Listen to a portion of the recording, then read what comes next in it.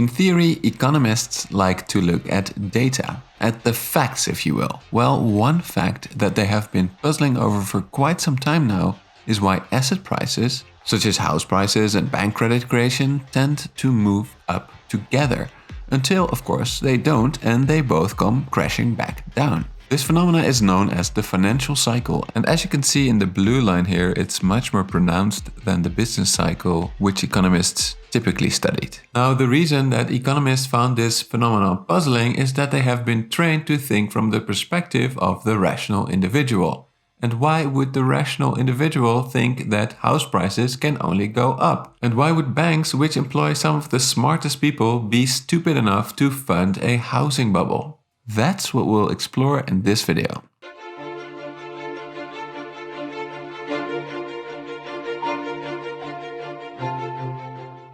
So, what's the financial cycle? Well, here I refer to a quote of the European Central Bank. The financial cycle can be thought of as economic fluctuations that are amplified by or stem directly from the financial system.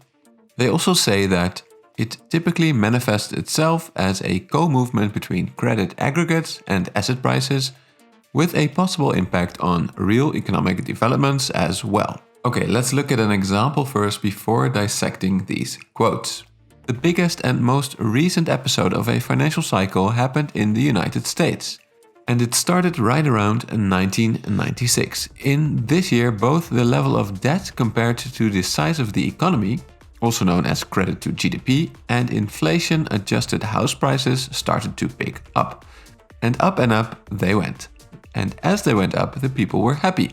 The sky seemed the limit. If you want to get rich, just buy a house. And the banks, they were more than willing to lend. After all, if a borrower could not repay the loan, he or she could sell the house. Since the price could only go up, the house sale would always yield enough money to repay the loan. Now, at the same time, it so happened that the economy was doing really well. Even a big stock market crash in 2001 could not stop the party. After that, stock prices also started to pick up until in 2006 house prices started dropping. Then in 2007 stock prices followed, and in 2008 everything came crashing down and the world faced its biggest banking crisis in 100 years. And that was, in a nutshell, the financial cycle. Now, as you might have seen, there are two elements to this story. The first is that of rising asset prices, primarily houses, but also stocks. And the second is one of rising debt to GDP, or increased bank lending. Now, as I mentioned in my video on the Bitcoin bubble, bubbles in asset markets can occur without bank credit. This is primarily because asset markets are susceptible to positive feedback loops. Economists are not used to markets with positive feedback loops. After all, a normal market, such as one for, let's say, meat, has a negative feedback loop. This means that if more people want to buy meat, the price will go up, and this will mean that people will want to buy less meat. After all, at some point, meat just gets so damn expensive that it makes you want to become a vegetarian. Never mind the climate and animal welfare arguments, this channel is all about economics. Asset markets don't have this crucial feature. For example, in the Bitcoin market, if lots of people buy Bitcoin, its price will go up, and this means that all people who bought Bitcoin originally will profit. This will attract more people into the Bitcoin market, not less, and subsequently push up the price of Bitcoin even further until it can go no further, and then the process will reverse. Despite the holdouts, most people will get rid of their Bitcoin if they see it is crashing, and this will in turn motivate more people to dump it. Notice how this behavior can be perfectly rational at the level of the individual investor.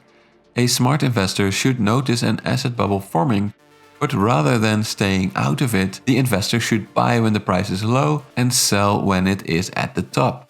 Sure, many investors that participate in asset bubbles believe the price can only go up, which is not rational in any way. But thanks to the positive feedback loops, smart and rational investors should participate too. They just need to make sure they get out when the bubble pops. So asset markets are perfectly capable of bubbling on their own. In fact, this happened during the first Bitcoin bubble. There were hardly any banks involved there. But think about this for a second. This bubble did not crash the economy. In fact, it hardly left a dent. This is not surprising since it was tiny compared to the US housing bubble of 2006. But how could that bubble get so much bigger? This is where the banks come in. If you're familiar with my video on bank lending, you will know that banks create money if they create loans. Now, this money creation is not a free lunch for banks. A bank will still go broke if people do not pay back these loans. So it makes sense that banks are often pretty conservative when it comes to lending. If they make a loan to you, they will want to have some collateral.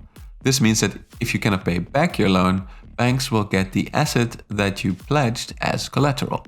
In case of a mortgage, this would be your house.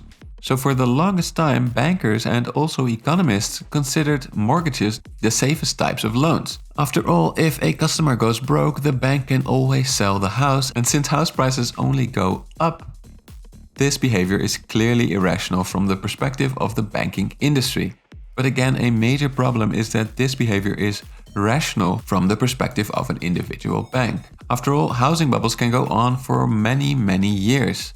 And in those years, banks that create a lot of new mortgages will hit their yearly profit target, while their quote-unquote rational competitors will not hit their yearly targets. At this point, you probably see what's going on here. There's not just a positive feedback loop in asset markets, there's also a positive feedback loop between asset markets and bank lending. In this case, if banks expand their balance sheet to fund a new house purchase, they create new money and credit at the same time. This money will initially go into the housing market, and with new money and demand coming in, but not many new houses being built, the price of houses will inevitably go up. So increased bank lending means that asset prices go up.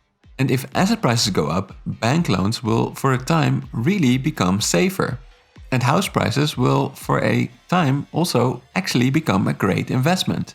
This time that I'm referring to is indeed the upswing in the financial cycle, and the crash that will follow ushers in the downswing. Now, the financial cycle is not just important to those who participate in it, it's important to all of us because it affects the economy. During the upswing, the economy will get a boost from all people increasing spending because they think they are getting rich off their houses. However, during the downswing, we are all royally unlucky because people will stop spending to repay their mortgage, and even worse, our banking system will implode and our industries will starve of credit, and our thrifty savers will despair as well as their bank goes belly up. This will inevitably affect the economy because people will start spending less when they need to repay their loans. In other words, they will need to restore their balance sheets. Therefore, this type of recession is known in economics as a balance sheet recession. Now, you will surely say that is bad. This should be stopped. Today, it is hard to imagine that before the great financial crisis of 2008, financial stability was only an afterthought for most central bankers. In fact, with its absence, central bankers felt safe to keep interest rates at rock bottom. They did not realize that this, of course, encouraged lending and in turn made the financial cycle stronger. Of course, after 2008, central bankers could no longer ignore the financial cycle. In fact, central bank economists came up with several ways to tame them. The first way to do so is through stricter regulations on banks in general and risky bank loans in particular. Because they affect the macroeconomy, these types of policies are known in econ speak as macro-prudential policies. The second way is through increasing interest rates during the upswing and decreasing them during the downswing. This, in central bank jargon, is known as a monetary policy response. Finally, the third response is by decreasing government spending during the upswing and increasing government spending during the downswing. And this is known as a fiscal policy response. But that is theory. Practice is another story.